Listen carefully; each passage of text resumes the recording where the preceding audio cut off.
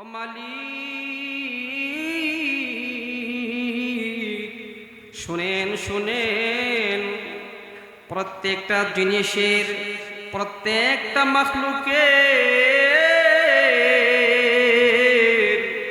ভালো জিনিস হলো জিহ্বা। একটা মানুষ যখন গুনাহ করে, মানুষ যখন একটা ভালো কাজ করে, ওটাও জিহ্বা দিয়া করে। একটা মানুষ যখন কাউকে গালি দেয়, জিহ্বা দিয়াই গালি দেয়।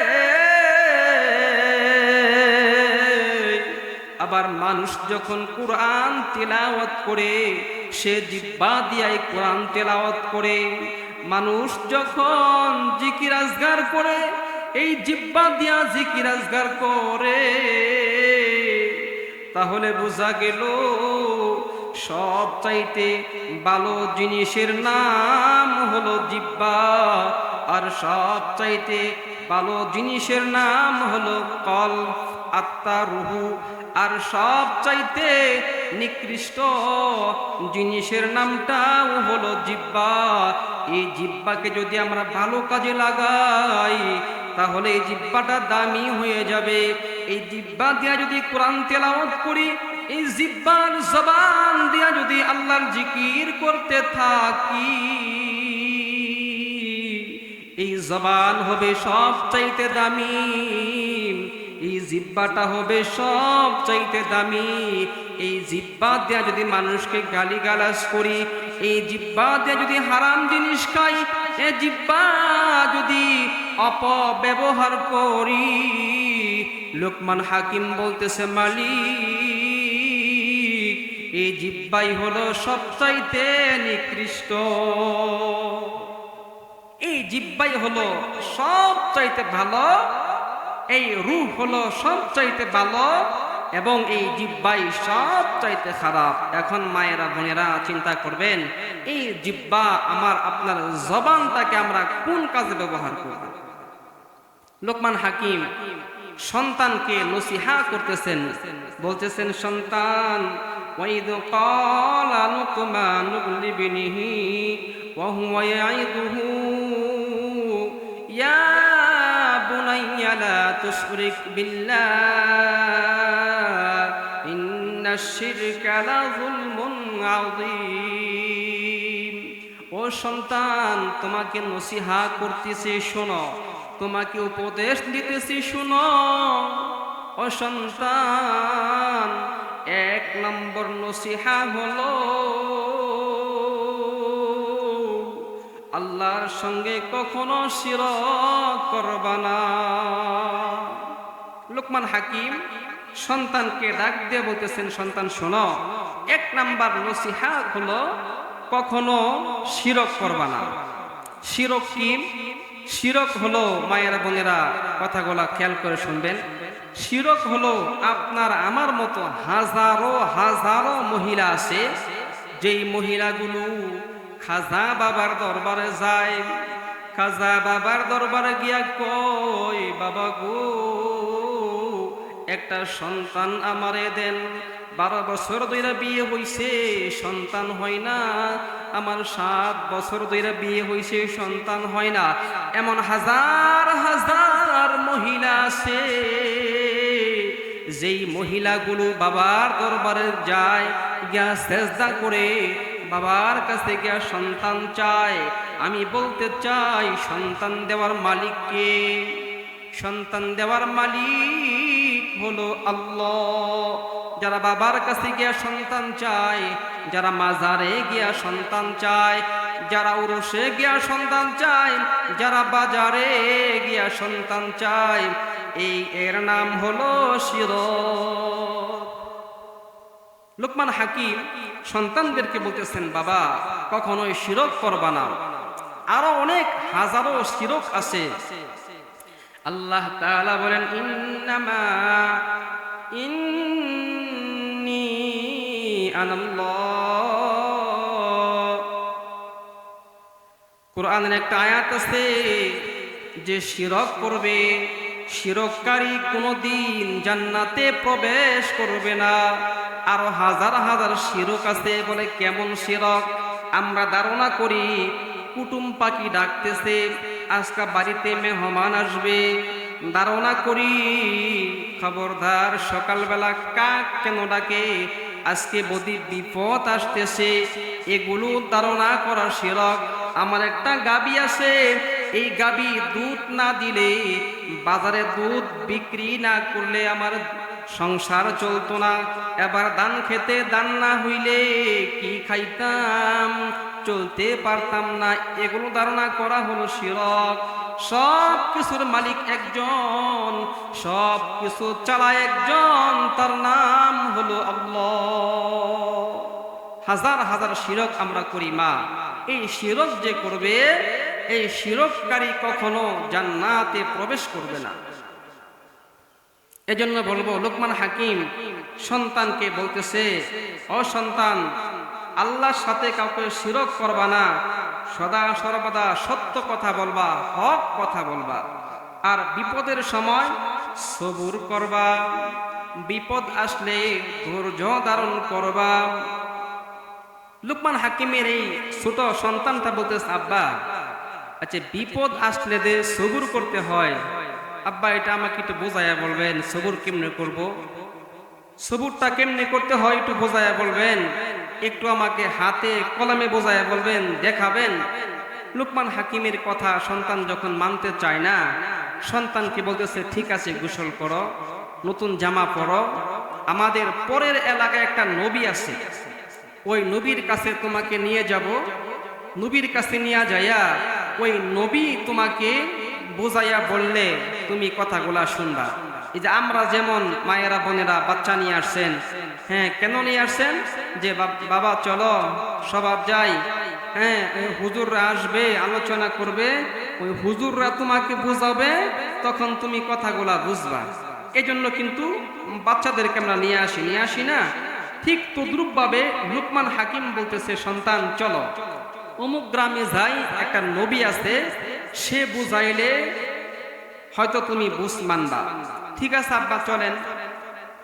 লোকমান হাকিমের এই সন্তানটা লোকমান হাকিমের সঙ্গে যখন রওনা করছে, পথের মধ্যে মরুভূমি, ভালু আর ভালু, ওই বালুর মধ্যে একটা মরা গাদা মইরা রইছে, ওই গাদার একটা হাড় লোকমান হাকিমের সন্তানের পায়ের মধ্যে ঢুকে গেছে।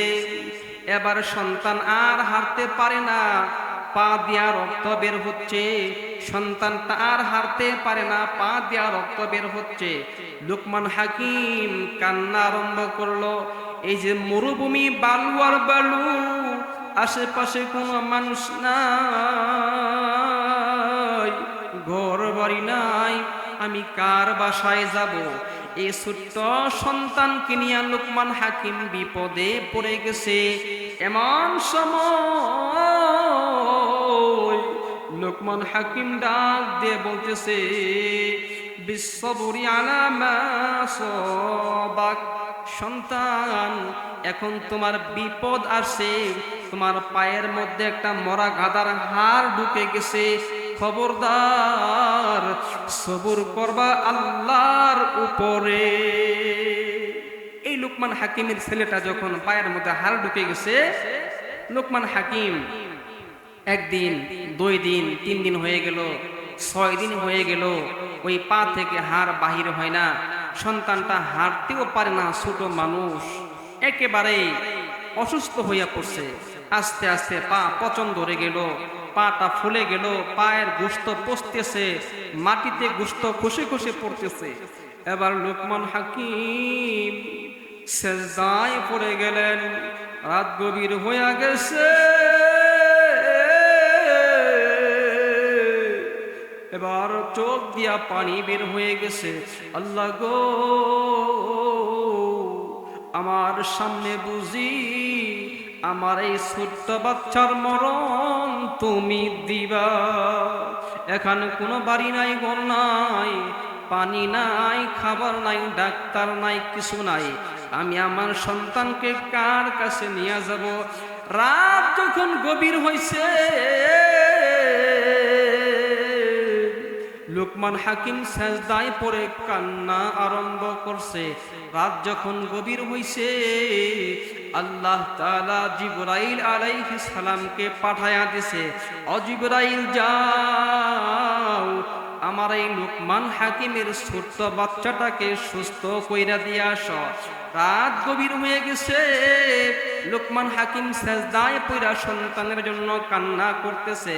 এই দিক দিয়ে তাবুর মধ্যে জিবরাইল আলাইহিস সালামের আগমন। আয়েশা কয়, আসসালামু আলাইকুম, এ পিচ্চি সন্তান তুমি কেমন আছো? সন্তানটা বলতেছে, ওয়া আলাইকুম আসসালাম, আপনি কে? আপনাকে তো চিনলাম না। এবার জিবরাইল বলতেছে, আমি হলাম জিবরাইল, আনা জিবরাইল, আমি হলাম জিবরাইল।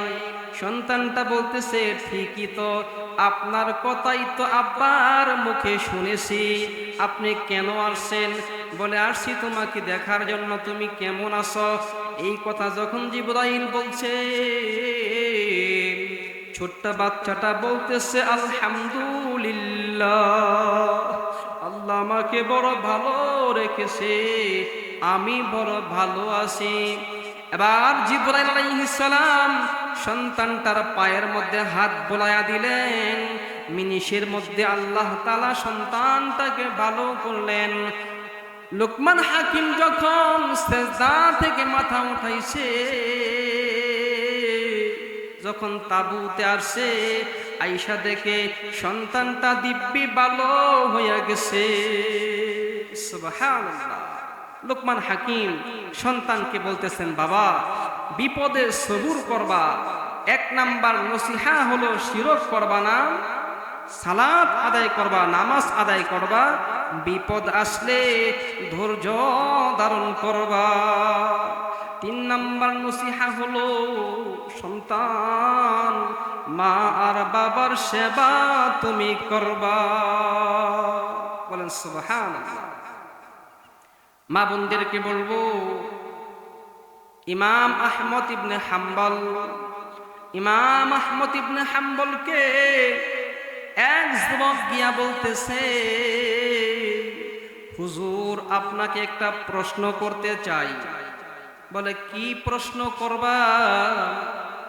ইমাম আহমদ ইবনে হাম্বল বলতেছে, যুবক তুমি কি প্রশ্ন করবা করো। যুবক ডাক দিয়ে বলতেছে, হুজুর একটু দয়া করে বলবেন, কোন মহিলা বিবি খাদিজাতুল কুবরার সঙ্গে জান্নাতে যাবে?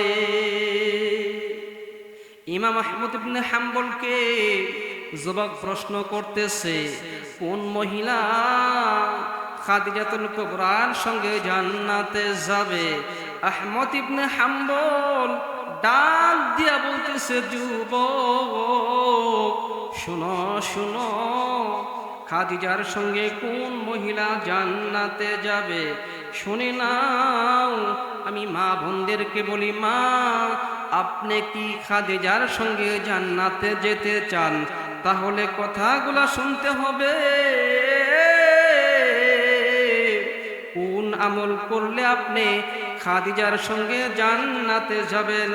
1 নাম্বার আমল হলো, আপনার যত সম্পদ আছে, এই সম্পদের মালিক যদি স্বামীকে বানাইতে পারেন, তাহলে আপনি নিশ্চিত থাকেন আপনি খাদিজার সঙ্গে জান্নাতে যাবেন। সুবহানাল্লাহ। ইমাম আহমদ ইবনে হাম্বল বলতেছেন, যুবক শোনো, ওই মহিলা খাদিজার সঙ্গে জান্নাতে থাকবে যেই মহিলার সম্পদ আছে, সম্পদ থাকার পরেও সকল সম্পদের মালিক সে স্বামীকে বানায়া দেয়। নবী আলাইহিস সালাম যখন গরিব ছিল, খাদিজাকে যখন বিবাহ করলো, লক্ষ লক্ষ টাকার মালিক খাদিজা, কোটি কোটি টাকার মালিক যখন খাদিজা, সব সম্পদ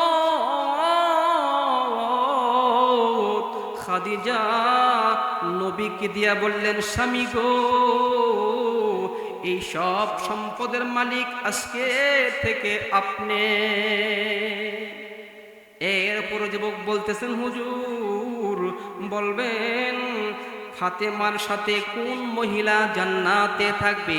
আমি মা বোনদেরকে বলতেছি, মাগো আপনি কি ফাতেমার সঙ্গে জান্নাতে থাকতে চান? তাহলে কথাগুলা শুনে নেন। এবার ডাক দিয়ে হুজুর বলতেছে, ফাতেমার সাথে ওই মহিলা জান্নাতে থাকবে যেই মহিলা অনুমতি ছাড়া, স্বামীর অনুমতি ছাড়া একটা টাকা ভিক্ষাও ভিক্ষুককে দেয় না, অনুমতি ছাড়া স্ত্রীর ঘর থেকে বাহির হয় না, অনুমতি ছাড়া স্বামীর সম্পদ মহিলা ধরে না, অনুমতি ছাড়া এই বাসা থেকে ওই বাসায় মহিলা যায় না। এই মহিলাটার সঙ্গে মা ফাতেমা জান্নাতে থাকবে। সুবহানাল্লাহ। স্বামীর অনুমতি ছাড়া যদি কোনো মহিলা একটা টাকাও, এক মুঠ চাউল ভিক্ষুককে ভিক্ষাও না দেয়, অর্থাৎ অনুমতি ছাড়া মহিলা কিছুই করবে না, বলে ওই মহিলাটা ফাতেমার সাথে জান্নাতে থাকবে। এরপর যুবক ডাক দিয়ে বলতেছেন, ইমাম বলেন দেখি বিবি রহিমার সাথে কোন মহিলা জান্নাতে থাকবে? আমি ধামরবাসী মহিলাদেরকে বলবো, মাগো একটু কথাগুলা খেয়াল করে শোনা চাই।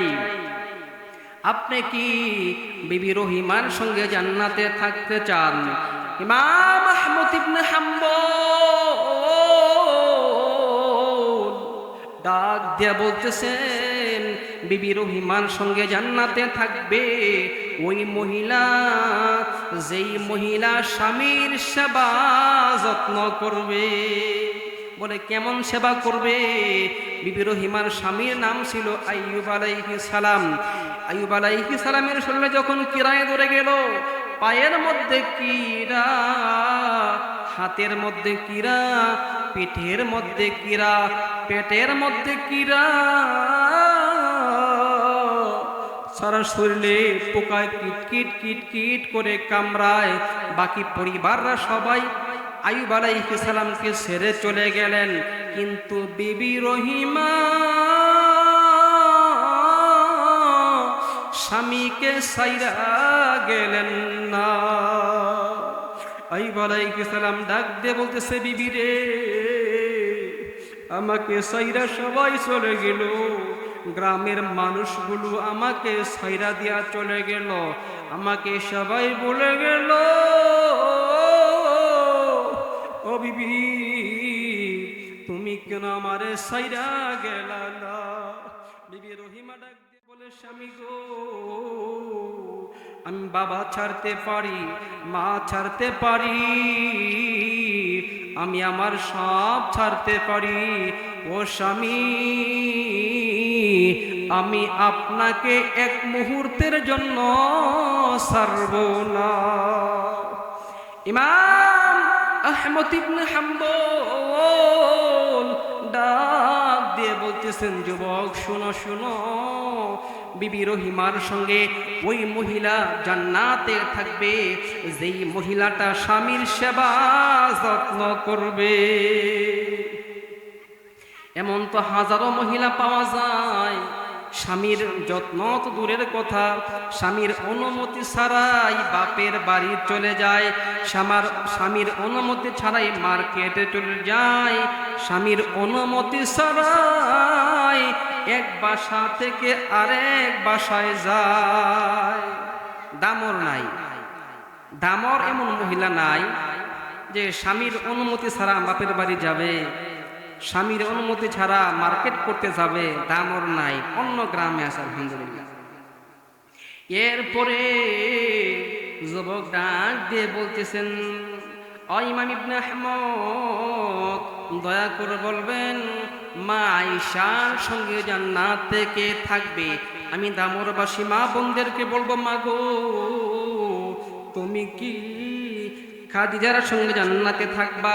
না ফাতেমার সঙ্গে জান্নাতে থাকবা, না বিবি রহিমার সঙ্গে জান্নাতে থাকবা, না আয়েশার সঙ্গে তুমি জান্নাতে থাকবা।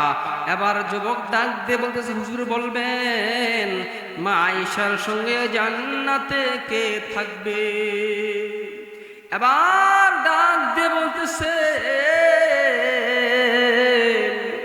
আয়েশার সঙ্গে জান্নাতে থাকবে ওই মহিলা, ওই মা আয়েশার সঙ্গে জান্নাতে থাকবে যেই মহিলাটা স্বামী গোসল করবে, ওই স্বামীকে গোসল করায়া দিবে। স্বামী গোসল করবে, গোসলখানায় স্বামীর লুঙ্গিটা নিয়ে যাবে। স্বামী গোসল করবে, গোসলের কাজে মহিলাটা সহযোগিতা করবে। যেই মহিলাটা স্বামীকে যত্নের সাথে যত্ন করবে, ওই মহিলাটা মা আয়েশার সঙ্গে জান্নাতে থাকবে। নবী আলাইহিস সালামকে মা আয়েশা গোসল করাইতেন। গোসল করাইতে গিয়ে একদিন মা আয়েশা বলেন, নবী গো, ও আমার প্রাণের স্বামী, আপনার বুঝি ছোট কালে বসন্ত হয়েছিল? কারণ যখন জামা খুলছে পয়গম্বরের শরীরের মধ্যে দাগ দেখা যায়, ফুটি ফুটি দাগ দেখা যায়, বসন্তর দাগ দেখা যায়। এই দাগগুলা দেখা আয়েশা বলতেছেন, স্বামী গো, আপনার বুঝি ছোটকালে বসন্ত হয়েছিল? নবী আমার কোনো কথা বলে না। আবার বলতেছে, স্বামী কেন কথা বলেন না? আপনাকে গোসল করাবো, আপনার শরীরে দাগ দেখা যায়, কালো কালো দাগ দেখা যায়, আপনার শরীরে বুঝি বসন্ত হয়েছিল? এবার পয়গম্বর যখন ডাক দিয়ে বলে, আয়েশা রে, আমার কোনো বসন্ত হয় নাই, আমার শরীরে কোনোদিন মশা মাছিও বসে না। বিবি শোনো শোনো, তায়েফের ময়দানে আমি যখন কালেমার দাওয়াত নিয়ে গেছি, ওই দুষ্ট কাফেররা আমি নবীকে চিনে না, নবীকে না চিনিয়া আমাকে চতুর্দিক থেকে পাথর মেরেছে।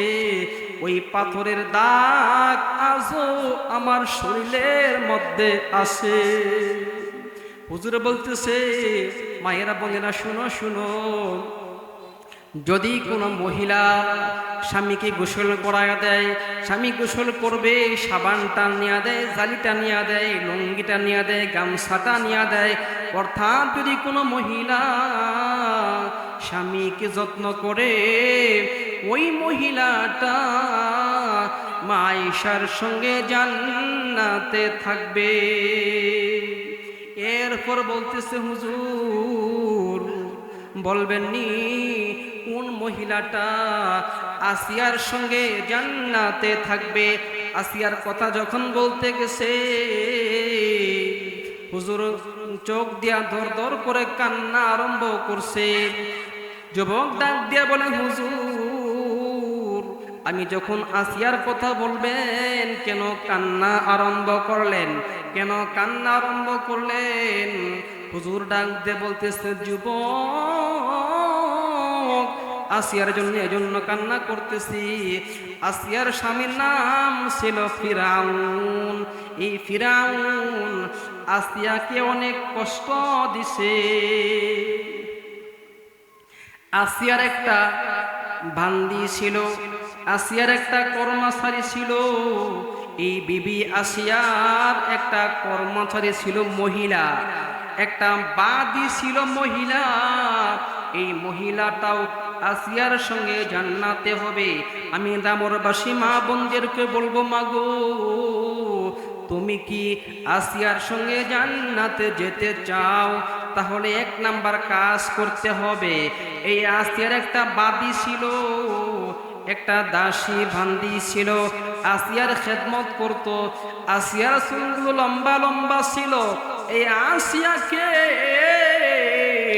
এই বাদি চুলগুলা আশ্রয়া দিত। একদিন চুল আশ্রয়াইতে গিয়া যখন চিরুনিটা মাটিতে পড়ে গেছে, চিরুনি মাটিতে পড়ে গেছে, মাটিতে চিরুনি পড়ে যাওয়ার পরে এই আসিয়ার বাদিটা বিসমিল্লাহ বলে চিরুনিটা উঠাইছে। এই দৃশ্য যখন একটা মানুষ দেখছে, ফেরাউনের কাছে গিয়া বলে, ও ফেরাউন, ওই আসিয়ার বান্দিটা মুসলমান হয়ে গেছে। ফেরাউন এসে বলতেছেন, আসিয়া, তোমার যে সেবা করে একটা মহিলা, এই মহিলা নাকি মুসলমান হয়েছে? বলে, হ্যাঁ মুসলমান হয়েছে, কালিমা পড়ছে। ফেরাউন বলতেছে, এই মহিলাকে আমি হত্যা করব, যদি সে কালিমা না ছাড়ে, ঈমান না ছেড়ে দেয়, তাকে আমি কতল করে ফেলবো। এবার আসিয়া ডাক দিয়ে বলতেছেন, এই মহিলা তুমি এদিকে আসো। মহিলা যখন ফেরাউনের কাছে গেল, ওই মহিলার 3টা বাচ্চা ছিল।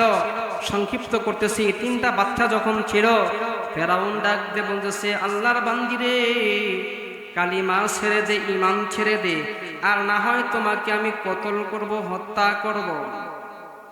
ফেরাউন ডাক দিয়ে বলতেছে, তোরে হত্যা করব। ফেরাউন ডাক দিয়া বলল, ও আমার লোকেরা, একটা তেল গরম করো, একটা বড় কড়াই নিয়ে আসো। তেল গরম করা হলো। ওই আসিয়ার বান্দির 3টা বাচ্চা ছিল। বড় বাচ্চাটাকে ফেরাউন বলল, যদি কালিমা না ছেড়ে দেও, যদি ঈমান না ছেড়ে দেও, তোমার এই সন্তানটাকে আগুনে ফালাইয়া, তোলের মধ্যে ফালাইয়া কষ্ট দিয়া মারব। সন্তানটা ডাক দিয়ে বলতেছে, মাগো, ঈমান ছেড়ে দাও, ঈমান না ছাড়লে আমাকে তেলের মধ্যে ফেরাউন জ্বালায়া দিবে। মা ঈমান ছাড়ে না, মা কালিমা ছাড়ে না। বড় সন্তানটাকে ফেরাউন একটা বড় তৈলের এরকম কড়াইয়ের মধ্যে ফালাইয়া দিল। সঙ্গে সঙ্গে সন্তানটা মারা গেল। এইভাবে দ্বিতীয় সন্তানটাকে কড়াইয়ের তেলের মধ্যে ফালাইয়া দিল। দ্বিতীয় সন্তানটাও এরকম আস্তে আস্তে মারা গেল। একটা দুধের বাচ্চা বুকে জড়ায়া ধরে রাখছে। এই বাচ্চাটা বলতেছে, আম্মা গো, ঈমান ছেড়ে দাও, আর না হলে এই ফিরআউন আমাকেও তেলে ফালায়া দিবে। মা বলতেছে, সন্তান রে, ঈমান ছাড়বো না, যত কষ্টই হোক না কেন ঈমান ছেড়ে দেব না। ফেরাউন মনে করছে এই মহিলা বুঝি দুধের বাচ্চাটাকে তেলের মধ্যে ফালাইলে ঈমান ছেড়ে দিবে। টান দিয়া যখন মায়ের বুকের সন্তানটাকে বুক থেকে সরাইলেন, সরাইয়া তোলের মধ্যে ফালাইয়া দিবে, গরম উত্তপ্ত তোল ফালাইয়া দিবে। এমন সময় বাচ্চাটা ডাক দিয়ে বলতেছে, আম্মা, ও আমার আম্মা, ঈমান ছাড়বা না, আমি এই 2 চোখ দিয়া জান্নাত দেখতেছি। সুবহানাল্লাহ। দুধের বাচ্চা যখন বলতেছে আমি জান্নাত দেখতেছি, ফেরাউন কি করলো? দুধের বাচ্চাটাকে